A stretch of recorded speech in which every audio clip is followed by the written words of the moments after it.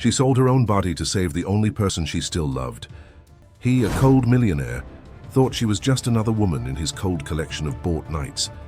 But something about that young woman awakened an abyss he had been trying to hide for years. If you enjoy love and romance stories, watch until the end. Subscribe to this channel and leave a comment telling us where you're watching from. We'll keep going. The city breathed concrete and silence between the tall glass buildings, where the rich kept their secrets in steel vaults and the poor buried theirs in cardboard boxes. Dawn always knew which side of the wall she lived on. The daughter of an antiques dealer who dedicated his life to restoring pieces nobody wanted anymore, she grew up among broken clocks, forgotten frames, and books with yellowed pages, as if her childhood had been sculpted by the dust of time. The antique shop was ideal on a narrow street in Boston's historic district, squeezed between a butcher and a stationery store that sold prepaid phone cards. The foggy windows displayed treasures few recognized: a Venetian mirror with peeling gold frame, an Olivetti typewriter from the 50s, porcelain dolls with cracked faces that seemed to hold stories of girls who once loved them. Dawn knew each piece, each scratch, each story, invented or real, that her father told to the rare customers who ventured through the creaking wooden door that groaned like a lament. Her mother had died early, taken by a silent cancer that spread like spilled ink on paper. Dawn was only 12 when she held Clara's cold hand for the last time, promising to take care of her father and younger brother, Mark. But Mark disappeared under poorly explained circumstances 3 years later, leaving only a scribbled note, saying, "Don't look for me," and an empty room that still smelled of adolescence and lost dreams. Now at 26, Dawn was a woman of understated but striking beauty. She had her mother's brown hair, always tied in a messy bun that revealed her delicate nape and honey-colored eyes that changed shade depending on the light. Her hands, calloused from restoring wood and metal, told the story of a life built on small daily miracles. She knew how to bring abandoned objects back to life, but couldn't do the same with her own existence. Her father, Henry, now weakened by a rare disease attacking his nervous system, depended on an extremely expensive treatment to survive. The doctors had been clear: without the imported medication, he had 6 months at most. With it, he could live for years. The problem was the price: $80,000 paid in full within 48 hours, or the hospital would discontinue the treatment. Dawn had spent the previous night walking among the antique shop's pieces, calculating and recalculating. She sold everything of value: her mother's ring, the collection of ancient coins, even the guitar Mark had left behind. She managed to gather only $16,000. It was a paltry sum compared to what she needed. Sitting on the cold floor of the shop, surrounded by memories that didn't pay bills, she cried until she had no more tears. That's when an unusual idea infiltrated through the cracks in her soul. She had heard whispered stories in bars, veiled comments among desperate women, rich men who paid fortunes for a night. It wasn't common prostitution. It was something more sophisticated, more expensive, more silent, and she knew a name that circulated like urban legend among women who frequented the city's expensive beauty salons: Ethan Sterling. Known for his ruthless coldness in the business world, Ethan was heir to an empire built on family ruins. At 32, he commanded investments that moved billions, but his personal life was territory mined with rumors, nights purchased at absurd prices, women who emotionally disappeared after meeting him, deals that required more than signed contracts. He was the type of man who offered no affection, only control, and he controlled everything around him with the precision of an emotional surgeon. Dawn didn't ask for flowers or special conditions. Just one night, a specific amount, enough to save her father. She called his office, spoke with his assistant, a woman with an icy voice who seemed accustomed to this type of request. She presented herself without makeup, without disguises, with the cutting honesty of someone who didn't know how to fake desire or interest. She wasn't there for pleasure. She was there out of raw, desperate, visceral necessity. The meeting was set for a suite at the Plaza Hotel in New York City. Dawn had never left Boston, had never set foot in such a luxurious place. When he opened the door, she almost lost her courage. Ethan Sterling was even more imposing in person than in the business newspaper photos. Tall, broad-shouldered, with black hair combed back and eyes of such intense blue, they seemed to pierce the soul of anyone who looked directly at them. He wore an impeccable dark suit, no tie, and a watch that probably cost more than Dawn earned in 5 years. But it wasn't his appearance that intimidated her. It was how he occupied space, as if the air around him obeyed his will. He studied her in silence for long seconds, his eyes traveling over her body unhurriedly, but without obvious desire. It was a clinical, almost commercial analysis. Dawn felt her face heat up but kept her chin raised. She hadn't come this far to feel small, although that was exactly what was happening. "You're not what I expected," he finally said, his voice deep and controlled. He had a refined New England accent, the kind only developed in expensive schools and universities abroad. "How old are you?" 26. The answer came out firmer than she felt. "First time?" Dawn hesitated. Not in that specific sense, but first time selling herself, yes. He seemed to understand the silence and gestured for her to enter. The suite was a universe of marble and crystal, with windows overlooking Central Park. It was night, but the city lights transformed the view into an impressionist painting of blurred colors. "Have a drink," he said, pointing to the bar. "You're tense." "I don't drink." "Then sit down." He poured himself a whiskey, an amber liquid that shimmered against the light. "Tell me why you're here." Dawn hadn't planned to tell the truth, but something in the way he asked, without judgment, just pragmatic curiosity, made the words come out. She talked about her father, about the disease, about the deadline ending in less than 24 hours. She didn't mention the antique shop, nor her disappeared brother, nor the fact that she had never been with a man before. Just the essentials. She needed $80,000 to save the life of someone she loved. Ethan listened without interrupting, his fingers drumming on the glass. When she finished, he was silent for a time that seemed eternal. "You don't know how to pretend," he finally said. "That's rare." "I didn't come here to pretend." "No, you came here to survive." He finished the whiskey and placed the glass on the table with a dry sound. $80,000 is a lot of money. "I know, but it's not a lot of money for me." Dawn felt her heart race. There was an implicit promise in those words, but also a threat. He approached, stopping a few inches from her. She could smell him, expensive, masculine, with notes of something she couldn't identify.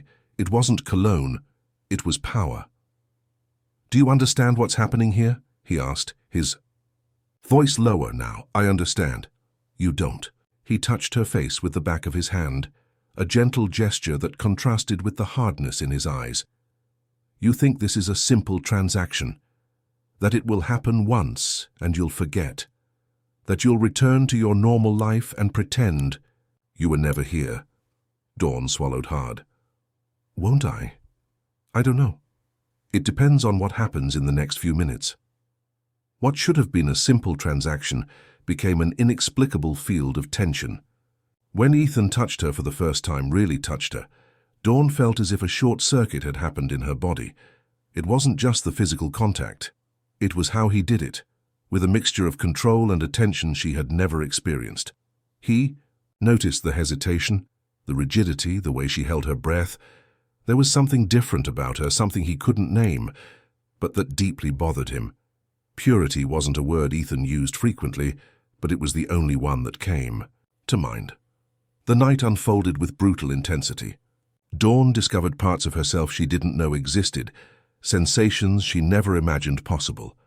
Ethan was a skillful lover, but also impatient, as if trying to reach some specific place through her body.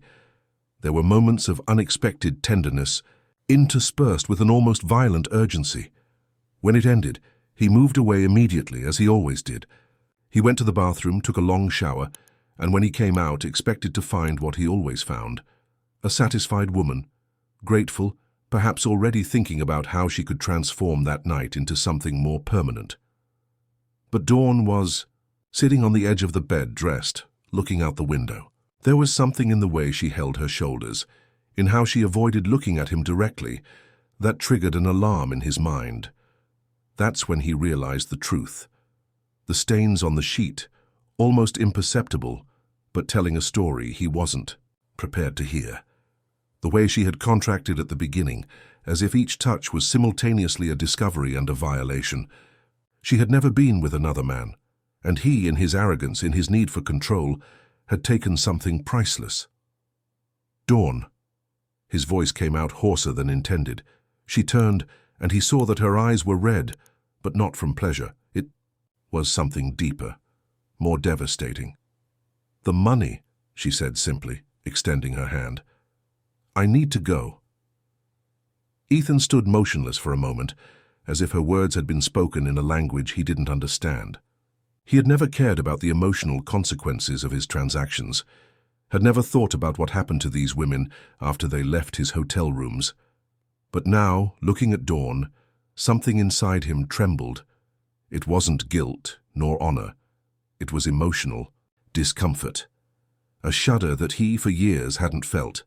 He transferred the money that same night directly to the account she provided, $80,000, an amount that was irrelevant to him, but for her represented her father's life. When the transfer was confirmed, Dawn stood up, took the small purse she had brought, and walked to the door. "Thank you," she said without turning. "Dawn, wait." She stopped with her hand on the doorknob but didn't turn. "What?" Ethan opened his mouth to say something, but the words didn't come. What could he say?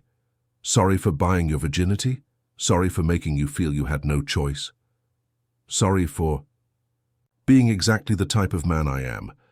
"Nothing," he finally said. "Good luck with your father." She nodded and left, and Ethan was alone in the suite, surrounded by her scent, something soft, like dried flowers and old wood. He tried to take another shower, tried to sleep, tried to work. But the memories returned like fragments of an uncomfortable truth. The woman he had coldly paid had left marks, on his skin, in the smell of the sheets, in the sound of held-back breathing, but above all, in the silence. Because she didn't seek him out afterward, didn't demand more money, didn't make a scene, didn't try to blackmail him or turn the night into something more permanent. She vanished as if she had never existed, leaving only a void he couldn't fill with work or other women. 2 weeks later, overcome by growing restlessness, Ethan did something he had never done before. He had her investigated. He hired a private detective, a discreet man who worked for executives who needed confidential information. He wanted to know if she was okay, if her father had been saved, if she had returned to normal life. What he discovered disturbed him even more. The decaying antique shop in downtown Boston, between a butcher and a stationery store. The hospitalized father, now stable thanks to the treatment she had made possible. A simple, almost ascetic life, built around forgotten objects and others' memories. But there was something more. Something that made his heart race when he read the report. Among Dawn's personal belongings, the investigator had found an old diary. Not hers, but her mother's, Clara. And in that diary there were mentions of a friendship from her youth with a young woman named Elena Martinez. Eleanor had been the lover of a powerful man in the 80s, a man who had built an empire on questionable businesses and dangerous relationships. A man named Robert Sterling, Ethan's father. The yellowed pages told a story Ethan had never heard. Elena had become pregnant by Robert, but he was already married. He offered money for her to have an abortion, but Elena refused. She fled to Boston, changed her name to Clara, and never contacted him again. She had the daughter alone, raised. Her alone died alone. Dawn, without knowing, carried the blood of a secret buried between the two families. Ethan, upon discovering this, found himself even more involved. It wasn't just desire or guilt, it was something deeper, more primitive. Perhaps their destinies had been intertwined since before they were born. Perhaps that night hadn't been a coincidence, but a correction of the universe. But the line between obsession and redemption is thin, and he didn't know which side he was stepping on. Caught in this emotional vortex, Ethan made a decision that would change everything. He didn't want just a memory. He wanted time. He wanted a chance to discover what was between them beyond the cold transaction of that first night. He called the antique shop on a Thursday afternoon when rain beat against the windows of his office in Manhattan. Dawn answered with a tired voice, as if she were restoring a particularly difficult piece. "It's me," he said, without introducing himself. There was a long silence. He almost thought she had hung up. "What do you want?" she finally asked. "To see you." "No. I have a proposal. I'm not interested. 30 nights. Another silence, longer this time.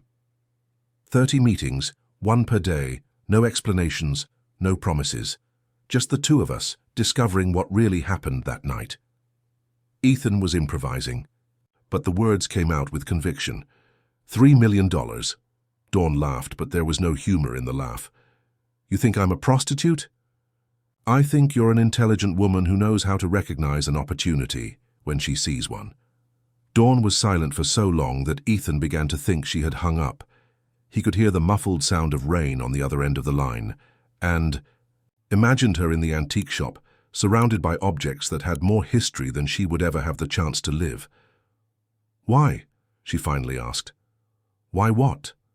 Why 30 nights? Why 3 million? Why me?" Ethan didn't have an answer that made sense even to himself.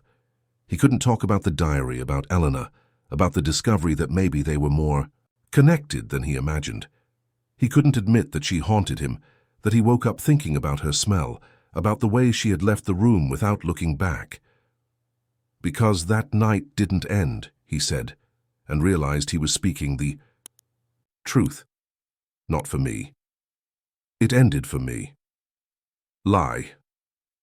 There was another silence, and then Dawn sighed. $3 million don't exist in my world, Ethan. It's too much money. It's life-changing money. Exactly.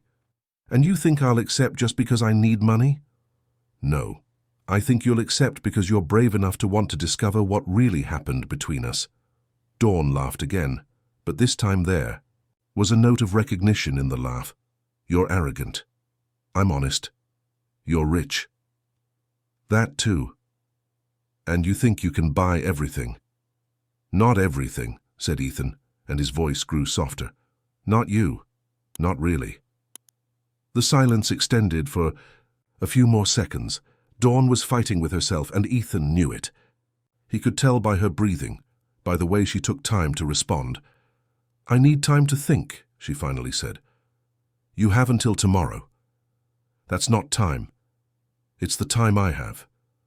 Dawn hung up without saying goodbye, leaving Ethan alone with the sound of the rain and the certainty that he had just made the most important bet of his life. It wasn't about money or control. It was about the possibility that perhaps he could be more than the man who had bought the virginity of a desperate woman. The next day she called back, hesitant but with a firm voice. I accept, she said, but with conditions. Which ones? No. Hotels, no public places where someone might recognize me, and no pretending this is romance. Where then? You have an apartment? I do. Then there, and Ethan. Yes? If you try to turn me into something I'm not, I'll leave. No matter the money. Understood. Dawn, hesitant but emotionally exhausted, accepted. The check she had received had covered the hospital expenses, but barely anything was left to keep the antique shop running. Her father was stable, but still needed constant care, and she, for the first time in years, admitted to herself that she was tired of merely surviving.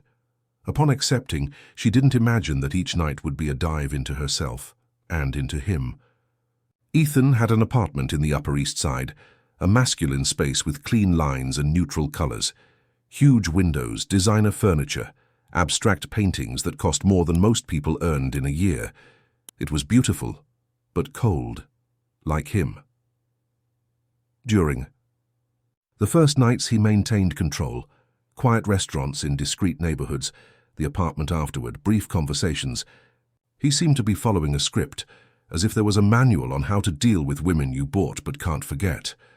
Dawn let herself be carried along, but kept an emotional distance, not out of strategy, but out of survival instinct. But she began to see the cracks. On the third night, she noticed a slight tremor in his hands when he served wine. On the fifth, she realized he didn't sleep. He stayed up late, walking through the apartment like a restless ghost, always with a glass of something alcoholic in hand. On the seventh night, she heard him screaming during a nightmare. "Olivia, no." Dawn woke up startled. Ethan was sweating, his fists clenched, his face contorted in agony. She gently touched his shoulder, and he awoke with a start, his eyes lost, for a moment before focusing on her. "Sorry," he said, running his hand through his hair. "I didn't mean to wake you up." "Who is Olivia?" Ethan stiffened. "Nobody." "You shouted her name. She didn't sound like nobody." "It's none of your business." "No, it's not." Dawn got up from the bed, starting to get dressed. "But if you want me to keep coming here, you need to stop pretending we're strangers." "We are strangers. We are. But strangers who have been sleeping in the same bed for a week. Strangers who touch each other as if they've known each other for years. Strangers who—" She stopped, searching for the words, "who look at each other as if they're trying to decipher a code."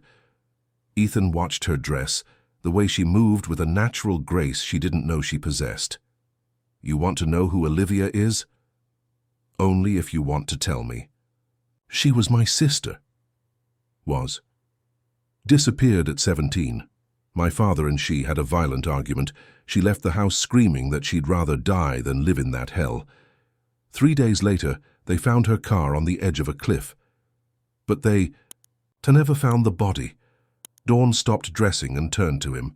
"You think she killed herself?" "I think my father killed her. Not physically, but he had a way of destroying people from the inside. He did it to my mother, he did it to me, and he did it to her." "And you blame yourself?" "I should have protected her." Ethan sat on the edge of the bed, his head in his hands. "I was older, stronger. But I was too busy trying to survive to realize she was drowning." Dawn approached slowly, as if dealing with an injured animal. She sat beside him on the bed, but didn't touch him. She just stayed there, in silence, until he raised his head and looked at her. "How old were you when she disappeared?" asked Dawn. 22. I had just graduated, was starting to work in my father's company. I thought I was building a future." Ethan laughed without humor. "I didn't realize I was helping destroy my family." "Is your father still alive?" "Died 5 years ago. Heart attack. I was in a meeting in London when it happened. I couldn't get back in time for the funeral." "Did you want to go back?" Ethan thought about the question for a long moment. "I don't know. I spent so much time hating him that when he died, I felt a strange emptiness, as if I had lost my purpose." "And what do you do with all that guilt?" "I work, a lot. I sleep little. I drink more than I should." He looked at her with a sad smile. "I buy women." "This isn't about buying me," said Dawn, and for the first time in a week, her voice was soft. "It's about punishing yourself. You're not a psychologist." "No, but I know what it's like to carry guilt. When my mother died, I was certain that if I had been a better daughter, more present, maybe she would have fought harder to stay alive. When my brother disappeared, I blamed myself for not realizing he was suffering. When my father got sick, I blamed myself for not having enough money to save him immediately." "And how do you deal with it?" "I restore broken things. It's a way of believing that not everything that breaks needs to be thrown away." Ethan looked at her with an intensity she hadn't seen before. "You think I can be restored?" "I think you haven't even tried." That night, for the first time since the agreement began, they didn't have sex. They stayed up talking until dawn, as if they were two survivors of a shipwreck who had finally found an island.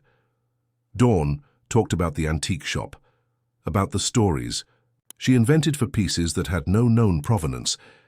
Ethan talked about the company, about how he had spent years trying to become a better version of his father, only to discover he had become a worse version. In the following nights, something changed between them. The touch lost the mechanical rigidity of the first encounters. Ethan began to cede control, let Dawn lead, choose the music that played in the apartment, say no when she wasn't in the mood.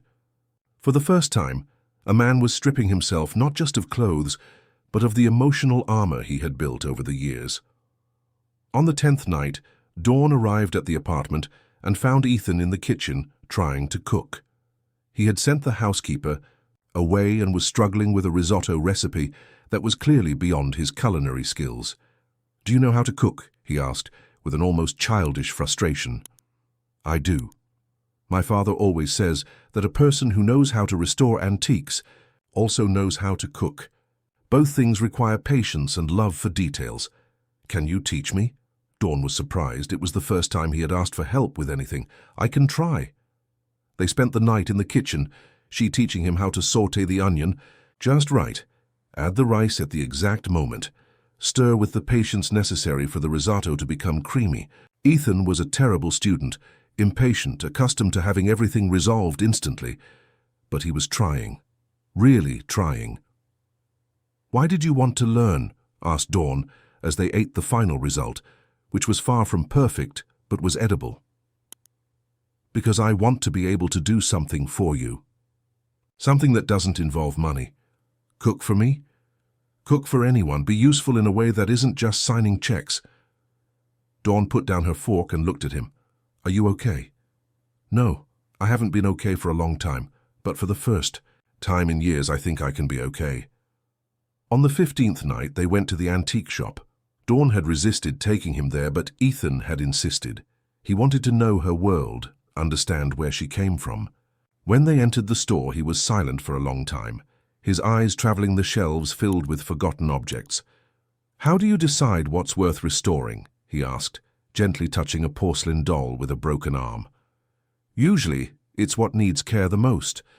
The pieces others would consider too lost to try to save. And you always succeed." "Not always. Some things are too broken, but you never know until you try." Ethan picked up a wall clock that hadn't worked for decades. "And this one?" "That. It belonged to my mother. It stopped working the day she died. I try to fix it sometimes, but I never succeed." "Can I try?" Dawn laughed. "You don't know how to fix clocks." "No, but I can hire someone who does, someone who can teach you how to fix it." "Why would you do that?" "Because you deserve to have the things that matter working again." That night, on the 18th night of the agreement, they returned to the apartment and made love with a different intensity. It was no longer a transaction, not even a simple physical desire. It was an emotional need, a form of communication that needed no words. And when they finished, Ethan did something he had never done before. He slept holding her. It was his first night of sleep in 7 years.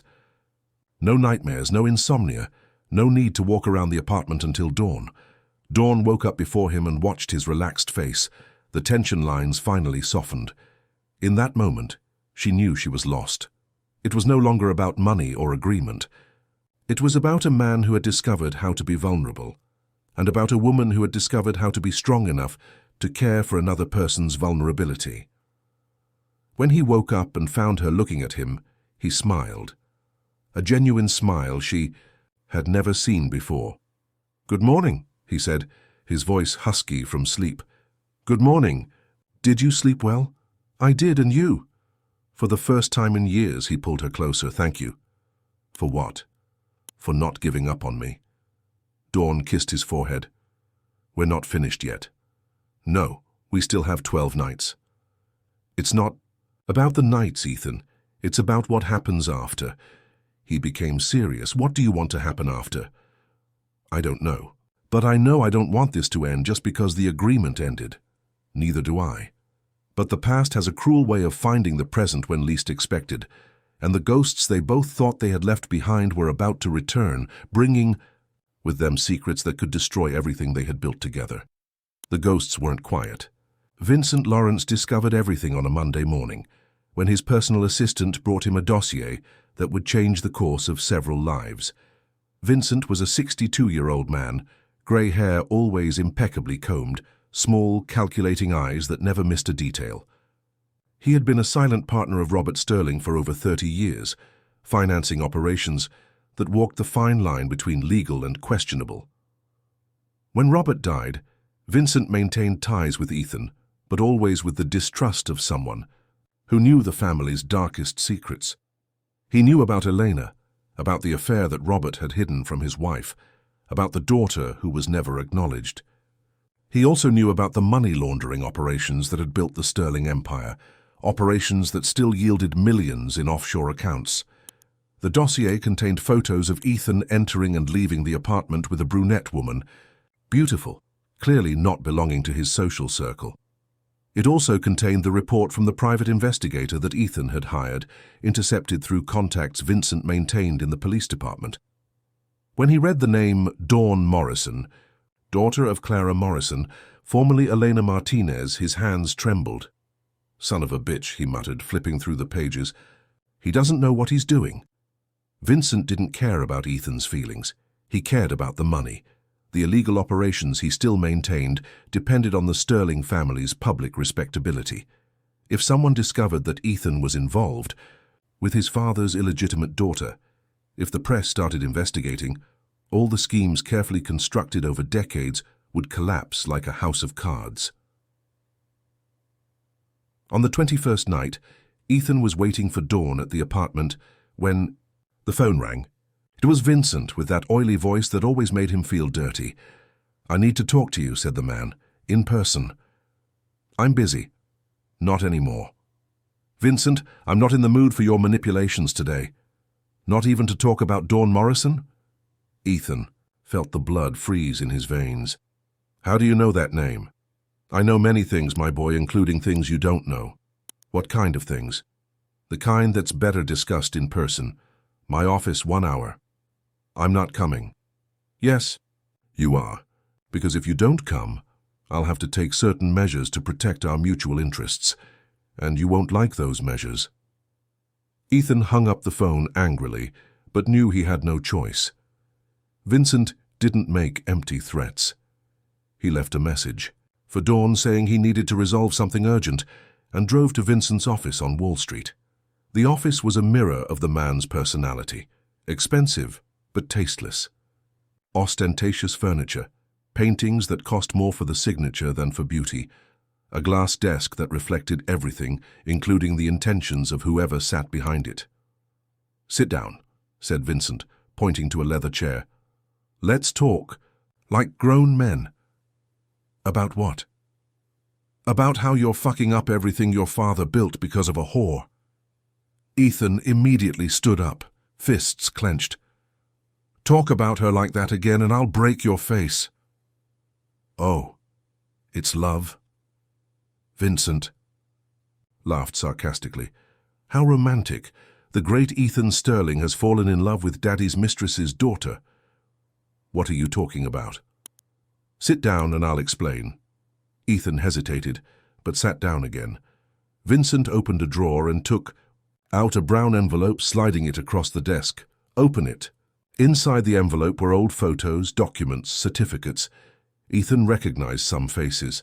His father, younger, a beautiful dark-haired woman who vaguely resembled Dawn, and a child, a girl of perhaps 5, with the same honey-colored eyes he had learned to love. "Elena Martinez," said Vincent, "your father's lover for 3 years, mother of Dawn Morrison, your half-sister." Ethan felt the world spin. Lie. "It's not a lie. Your father told me a few years before he died. He was worried she might show up one day demanding inheritance. I offered to permanently solve the problem, but he said it wouldn't be necessary, that she had disappeared." "You knew she had a daughter?" "We suspected, but it was never a problem. Until now." "It's not a problem now."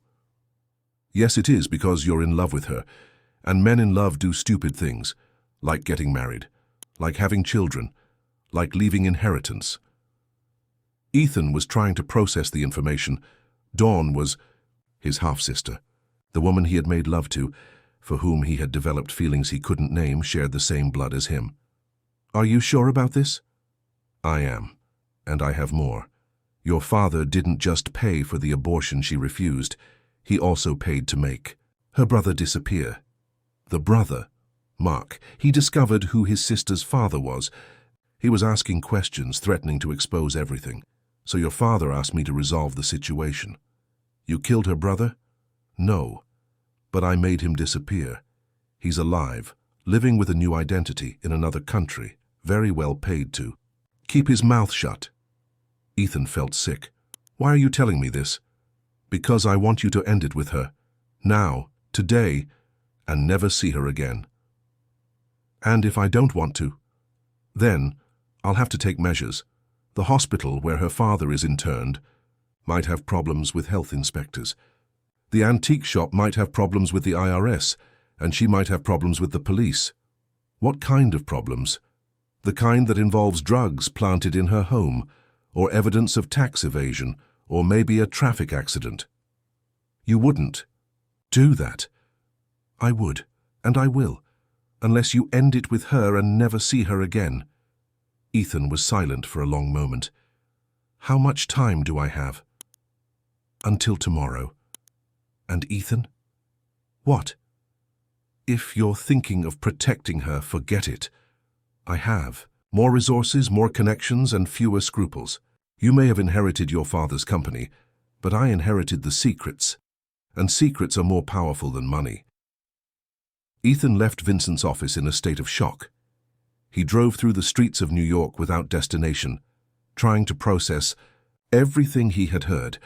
Dawn was his half-sister, her brother was alive, and Vincent was willing to destroy everything she loved to protect his interests. When he arrived at the apartment, Dawn was already there, waiting. She smiled when she saw him, a genuine smile that made his heart tighten. "Are you okay?" she asked, noticing his paleness. "You look like you've seen a ghost." "I did," he said, and his voice came out hoarser than intended. "Several ghosts." "Want to talk about it?" Ethan looked at her for a long moment. She was beautiful, wearing a simple dress she had bought with part of the money he gave her. Her hair was loose, a rarity, and she was barefoot. She seemed at home there, in his apartment, as if she belonged in that place. "Dawn," he began, but his voice failed. "What is it?" "I need to tell you something." Dawn approached him, concerned. "Ethan, you're scaring me. What happened?" Ethan instinctively moved away, and she stopped, hurt by the sudden rejection. He couldn't touch her, not now, not knowing what he knew. "Sit down," he said, pointing to the sofa. "Please." Dawn hesitated, but obeyed. Ethan remained standing, his back to her, looking out the window as if the city lights could give him the right words. "Your mother," he began, "before she was called Clara. Her name was Elena Martinez." "How do you know that?" "Because she knew my father intimately." Dawn was silent for a moment, processing. "Intimately, how?" "She was his mistress for 3 years, in the 80s.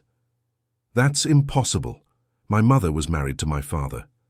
"She wasn't."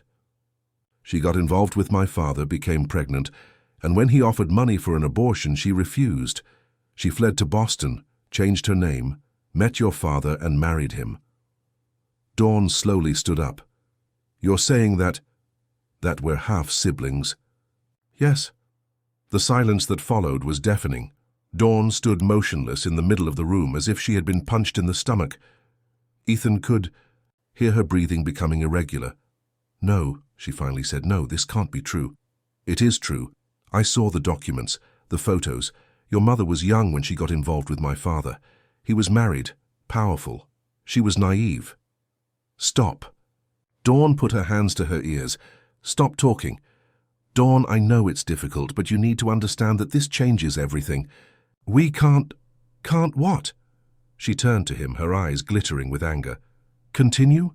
Because we discovered we share a father I never knew and that you hate?" "Because it's wrong." "Wrong?" Dawn laughed, but it was a bitter laugh. "You think it's wrong? More wrong than buying me? More wrong than a 32-year-old man taking advantage of a desperate woman?" "This is different." "Is it? Or are you just looking for an excuse to discard me now that you're tired?" Ethan turned to her, his eyes burning. "You think I'm tired of you? I don't know what to think anymore. An hour ago you were sleeping holding me. Now you're treating me like I'm radioactive." "Because you're my sister." "Half-sister. So what? We didn't grow up together. We didn't know we existed. There's nothing wrong in what we feel." "Yes, there is. According to whom? According to society? According to the law? Or according to you? Ethan didn't answer. He couldn't talk about Vincent, about the threats, about the danger she was in, simply by being near him. Ethan, look at me. Dawn approached him, but he moved away again. Please, look at me. I can't. Why not? Because if I look at you, I'll want to kiss you, and I can't do that anymore. Why not? Because it's wrong. It's not wrong. It's love. The word hung in the air between them. Dawn had said it without thinking, but now that it was there, she realized it was true. She loved this complicated, wounded man who had bought a night with her and ended up giving her a reason to believe she deserved to be loved. Don't say that, muttered Ethan. Why not? It's the truth. It's not. It is, and you love me too. I can see it in your eyes. I can't love you. Can't or won't. I can't, Ethan exploded. I can't because if I admit I love you, I'll have to admit I'm in love with my half-sister. I'll have to admit that all this is more complicated than I imagined. So what? Life is complicated. Love is complicated. But that doesn't mean we should give up.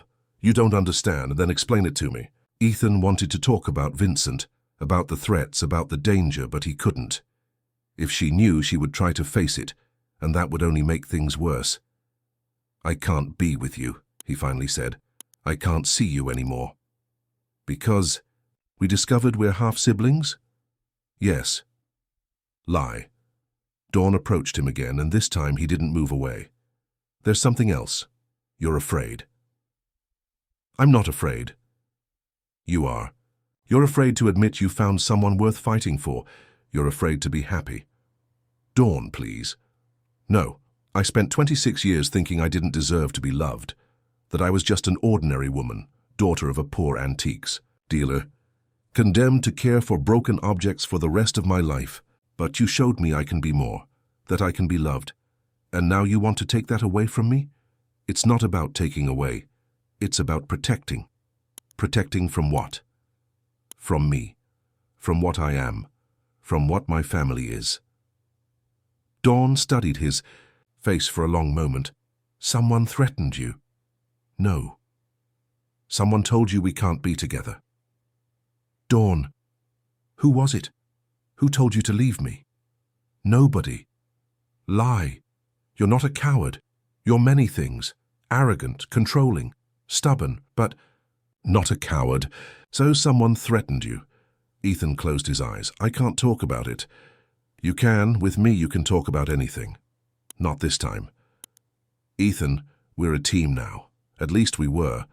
You can't solve everything alone. I can and I will. Solving how? By pushing me away, pretending the last 20 days didn't happen. If necessary, Dawn slapped him. The crack echoed through the room, and Ethan touched his face, surprised. You're an idiot, she said, her eyes full of tears. A cowardly idiot who prefers to hide behind excuses rather than fight for what he wants. Dawn? No. Don't call me Dawn. Not anymore. You lost that right. She grabbed her purse and walked to the door. Ethan followed her, desperate. Where are you going? Home to my life, away from you. Dawn, wait. No, you chose. You chose to let whoever threatened you win. You chose to be a coward. It's not cowardice, it's reality. It's cowardice. And it's stupid. Because you're throwing away the only real thing you've ever had in your life. She opened the door and turned to him one last time. When you decide to stop being a coward, look for me. Maybe I'll still be willing to fight for us. Dawn, don't go. Why? Give me a reason, a real reason. Ethan opened his mouth, but the words didn't come out.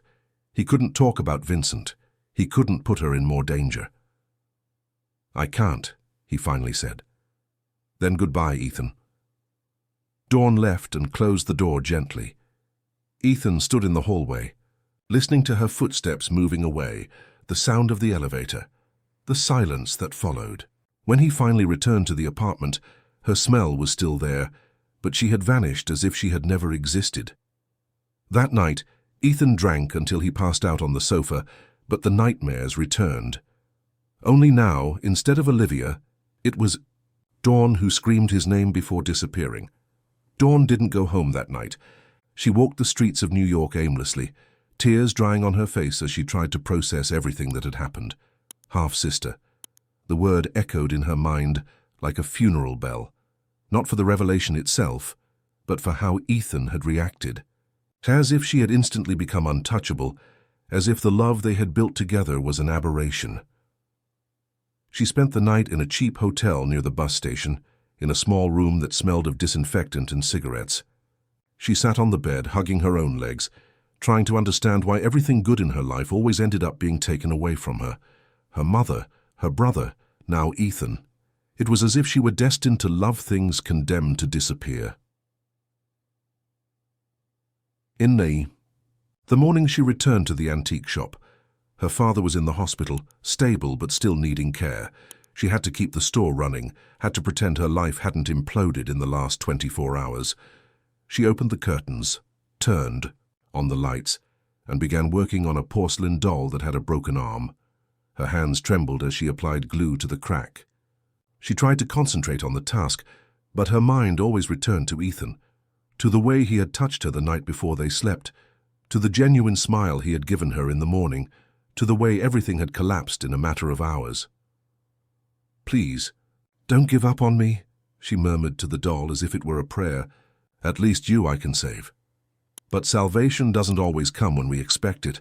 Sometimes it comes wrapped in mystery, hidden in places we never thought to look. Dawn was closing the shop when she saw the box. It was among some books she had bought from an elderly gentleman the week before, a small but heavy wooden box with an old lock. There was a name engraved on the lid, Olivia. Her heart raced. Olivia. The name Ethan shouted in his nightmares. She forced the lock with a screwdriver. Inside she found letters, many letters written on yellowed paper, in a young and desperate handwriting. All were addressed to my dear Dawn. She began to read the first one with trembling hands. "My dear Dawn, you won't remember me, but I remember you. We played together when we were children, in the park near your grandmother's house. You taught me how to make flower crowns, and I taught you how to whistle. You were 6, I was 8. My name is Olivia, and I need you to know the truth about..." Fastian. Dawn sat on the floor of the shop, surrounded by the letters. There were at least 20, all dated from different periods over the years. Olivia told a story that made Dawn feel sick, about a violent father, about a brother who tried to protect her but was being destroyed by guilt, about a night when everything became unbearable. "I didn't kill myself, Dawn. I faked my death. Crashed. The car left some personal items and disappeared. Changed my name, my city, my life. Now I'm called Morgan and I live in a small town in the countryside. I work at a school teaching children. It's a simple life, but it's mine." Dawn continued reading, hypnotized. Olivia explained how she had discovered Dawn through a mutual friend, how she had found out she was Elena Martinez's daughter, how she had decided to keep her distance to protect them both, but how she couldn't resist sending the letters. "Your brother is alive," said one of the most recent letters. "Mark didn't disappear of his own will. He was forced to leave the city by men who work for my father. He's living in Washington, D.C. under another name. I found him 2 years ago. He's well but misses you every day." Dawn cried, reading these words. Mark was alive and missing her, just as she missed him. The last letter was more recent, dated just a month before. "Dawn, I heard you met my brother, Ethan. I don't know if he told you about me, but I want you to know that he's not like our father. He's wounded, yes. Carries unnecessary guilt, yes, but he has a good heart. If you love him, fight for him. Don't let the past destroy your future." Dawn sat on the floor for an hour, rereading the letters. Olivia was alive. Mark was alive. And she was certain that someone was using this information to manipulate Ethan. She decided it was time to discover the truth. She picked up the phone and called Ethan's office. The secretary said he wasn't receiving visitors, that he had cancelled all meetings. Dawn insisted but couldn't speak with him. That's when she decided to go to the apartment. She used the key he had given her in the second week, when they still pretended it was just a commercial agreement. She found Ethan drunk on the couch, surrounded by empty bottles and dirty glasses. "Ethan," she said softly. He raised his head, his eyes red and glazed. "You came back." "I did. I thought you wouldn't see me again." "I thought so too." Dawn approached, placing the box on the coffee table. "But I found something you need to see." Ethan looked at the box, and Dawn saw the recognition in his eyes. "Where did you find this?" "In the shop, among some things I bought." "Ethan, have you read what's inside here?" "No." He straightened up on the sofa. "I found this box among my father's things after he died. I never managed to open it. I thought it was just memories." "They are memories, but not the ones you imagine." Dawn took one of the letters and began to read aloud. Ethan listened in silence, his expression gradually changing from confusion to astonishment, then to something she couldn't define. "Hope, perhaps." "She's alive," he murmured when Dawn finished. "She is, and she wants you to know that you don't need to carry guilt for what happened. But I should have protected her." "You were 22, Ethan. You were practically a child. Too, you couldn't protect anyone. I could have tried, and she knows that. Read the letters, she forgives you. She wants you to forgive yourself." Ethan took one of the letters, read in silence. Dawn could see tears forming in his eyes. "My brother is alive," said Dawn softly. "Mark is alive. Someone forced him to leave the city, but he's okay." "Vincent," muttered Ethan. "Vincent did this." "Who is Vincent?" "The man who told me to leave you." Dawn felt anger growing in her chest. "He threatened you?" "Threatened you. Said he would harm your father, the shop you. I couldn't let that happen." "And you thought pushing me away would solve it?" "I didn't know what to do. I still don't." Dawn approached him, touched his face with her hands. "We'll figure it out together." "Dawn, we're still half-siblings." "So what? Does that change what we feel for each other?" "No." "Then it doesn't matter. What matters is that you were willing to protect me, and I'm willing to fight for us." Ethan pulled her close, hugging her as if she might disappear again. "I love you," he whispered in her ear. "I love you so much it hurts." "I love you too, and I won't let anyone separate us." "Vincent won't give up." "Then we'll have to make him give up." "How?" Dawn smiled, but it wasn't a sweet smile. It was the smile of someone who had learned to fight. "By finding out what his secrets are and using them against him." The plan began to form during the following days. Dawn and Ethan were no longer just two lovers fighting against the world. They were conspirators, united by a common purpose. They spent hours in the apartment, surrounded by documents, photos, and Olivia's letters, assembling a puzzle that would reveal Vincent's secrets. Ethan had access to the company files, including old transactions his father had made with Vincent. Dawn, in turn, had something he didn't expect, an analytical mind sharpened by years of restoring complex objects. She knew how to find patterns, how to identify pieces that didn't fit.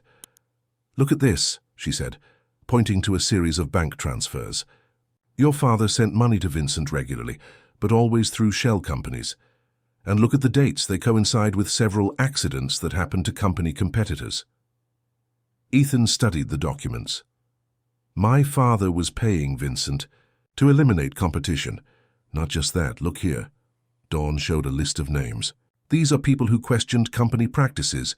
Journalists, auditors, public officials, all had problems after meddling in your family's business." "You're saying my father was a criminal?" "Yes, and Vincent was his operational arm." Ethan sat down heavily. "I knew there were questionable things, but I didn't imagine the extent." "There's more, much more." Dawn picked up another document. "Vincent has accounts in tax havens, dozens of them. And guess where the money comes from?" "Where?" "Organ trafficking, child prostitution, money laundering for cartels." Dawn felt nausea as she spoke. "Your father may have been a terrible man, but Vincent is a monster, and he still has control over part of the family business." "Not for long." Ethan looked at her. "What are you thinking?" "I'm thinking it's time for Vincent to get a taste of his own medicine."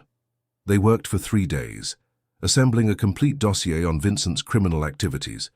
Dawn used her research skills to track connections, while Ethan used his contacts in the business world to confirm information. When they finished, they had enough evidence to send Vincent to prison for several lifetimes. "Now, we need a plan to deliver this to the right authorities," said Ethan. "Not to the authorities, to him." "What do you mean?" "We're going to blackmail him, use his own weapons against him." "Dawn, that's dangerous." "It is, but it's the only way to ensure he never bothers us again." Ethan hesitated.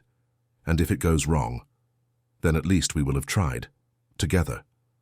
"Dawn," called Vincent the next day, using a public phone in downtown. Her voice was calm, controlled, but Ethan could see the tension in her shoulders. "Vincent, this is Dawn. I need to talk to you." "Ethan's little whore, what a surprise. You'll want to meet me. I have something that will interest you." "I have no interest in anything you can offer. Not even photos of you with 15-year-old girls." The silence on the other end of the line was prolonged. "What are you talking about?" "What do you think I'm talking about? Meet me, today or tomorrow. These photos will be on the front page of every newspaper." "You're bluffing." "Am I want to risk it?" Vincent agreed to meet her at a discreet cafe in the West Village. Dawn arrived first, chose a table in the back, away from the windows.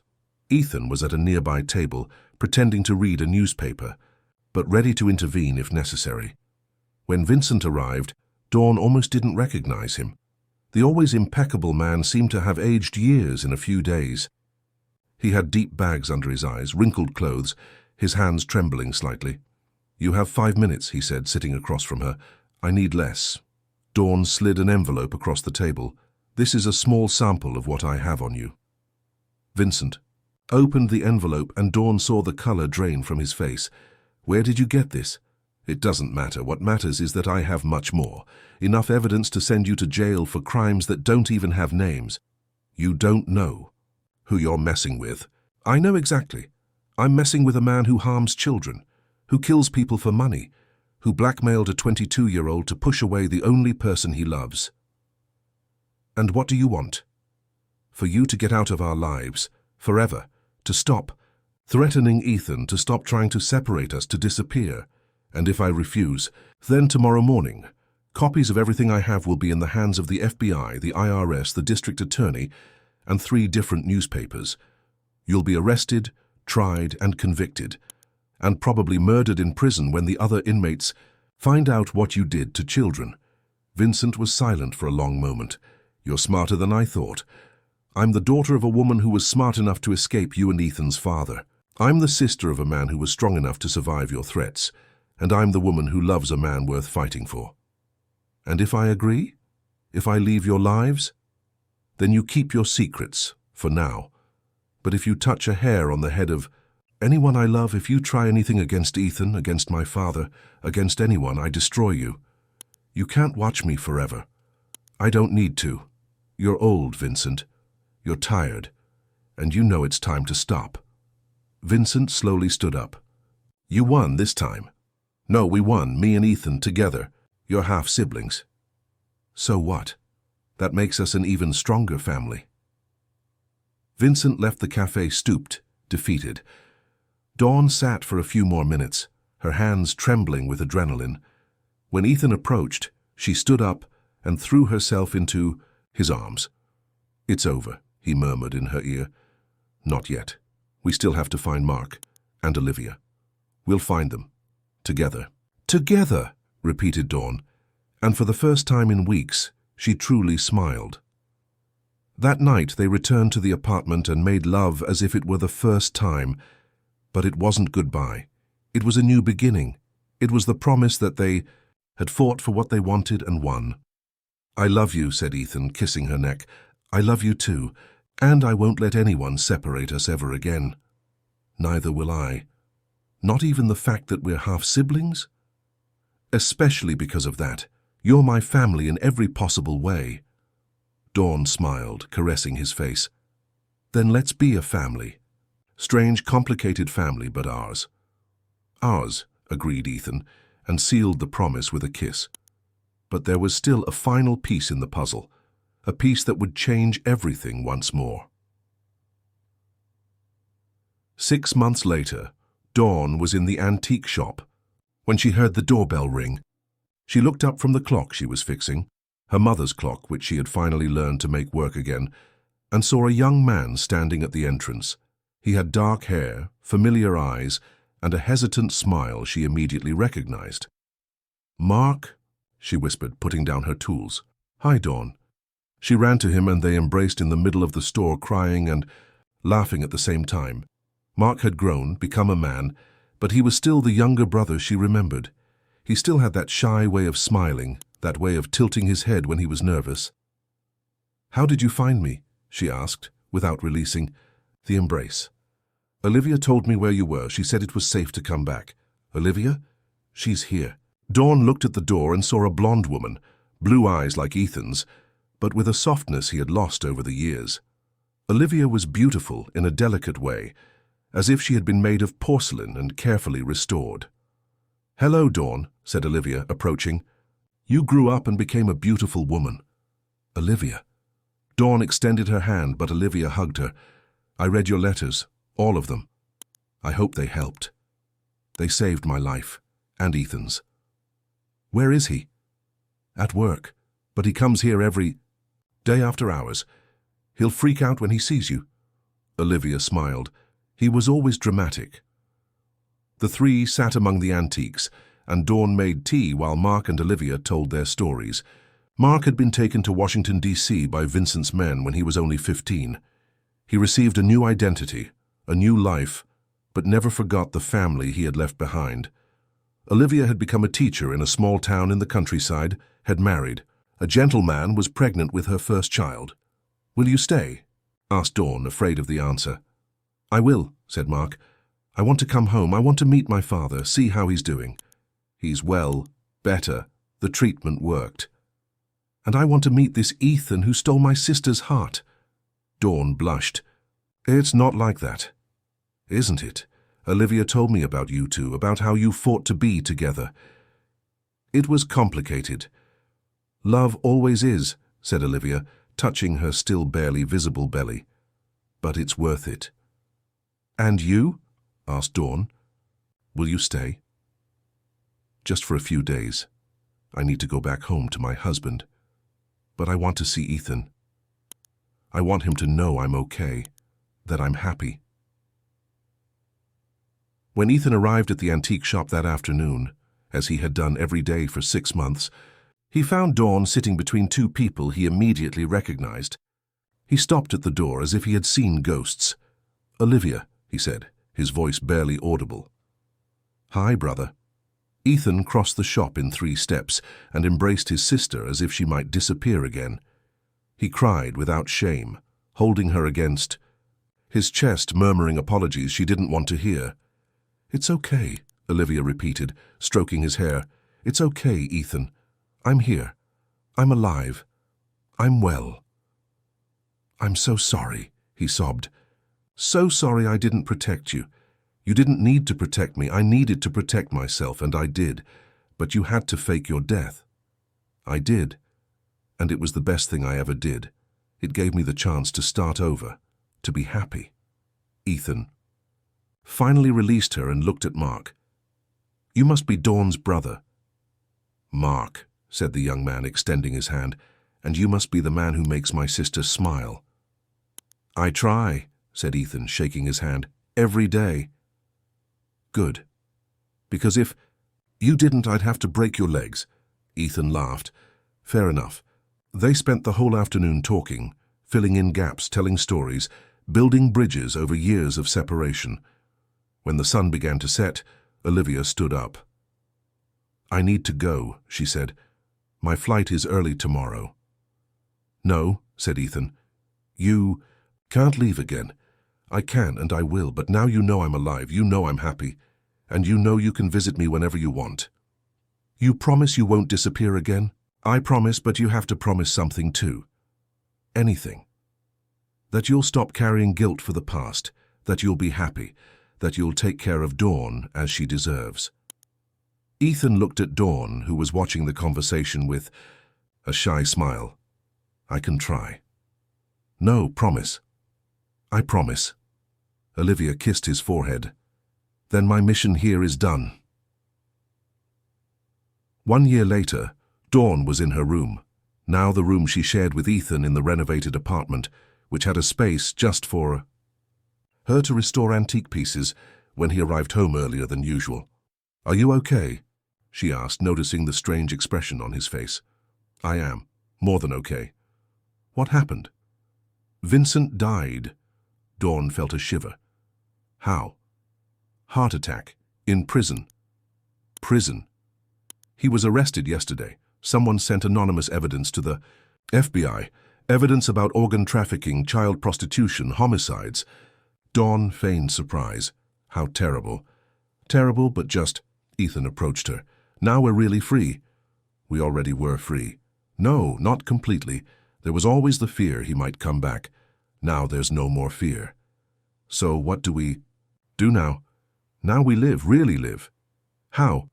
Ethan knelt in front of her, taking a small box from his pocket. "By marrying me." Dawn was breathless. "Ethan, I know it's complicated. I know we're half-siblings. I know people will talk. But I don't care. I love you. I love you in a way I can't explain or justify. I love you because you saved me, because you taught me that broken things can be restored, because you showed me that family isn't just about blood, it's about choice." "Ethan." "Marry me, Dawn. Not because it's easy, but because it's right. Because we're better together than apart. Because you're my family, my home, my reason to wake up every day." Dawn looked at the ring, a simple, elegant, perfect solitaire. Then she looked at the man who had bought a night with her and ended up giving her a lifetime. "Yes," she said, extending her hand. "Yes, I'll marry you." Ethan slid the ring onto her finger, and they kissed, surrounded by restored antiques, by recovered memories, by a future that finally seemed possible. The ceremony was small, intimate. Just Mark, Dawn's father, who had recovered completely, some close friends. Olivia came from her town, 6 months pregnant, radiant with happiness. There were no judgments, no scandal, just love. "Do you think people will understand?" asked Dawn as they danced at the small party. "I don't care if they understand," said Ethan. "I only care that we understand." "And do we understand?" "We understand that love doesn't follow rules. That family is what we build, not what we inherit. That sometimes the most beautiful things are born from the most unlikely places." Dawn smiled, resting her head on his chest. "I love you, Ethan Sterling. And I love you, Dawn Sterling. That sounds strange. You'll get used to it. I think I will." Later, when everyone had left, Dawn and Ethan were alone in the antique shop. She had insisted on keeping the store, even after marrying a rich man. It was her place, her identity, her way of keeping her mother alive. "Do you regret it?" she asked, leaning against the counter where she restored pieces. "Regret what?" "Meeting me, falling for a woman who came to sell her virginity to save her father." "Never." Ethan approached, picked up her mother's clock, which now worked perfectly. "You know what this clock taught me?" "What?" "That time doesn't fix everything. But love does. Patient, careful, determined love. The kind of love you gave me." Dawn kissed him softly. "Then let's keep fixing things together, starting with ourselves." "Together," agreed Ethan, and Dawn's mother's clock struck exactly midnight, as if celebrating a new beginning.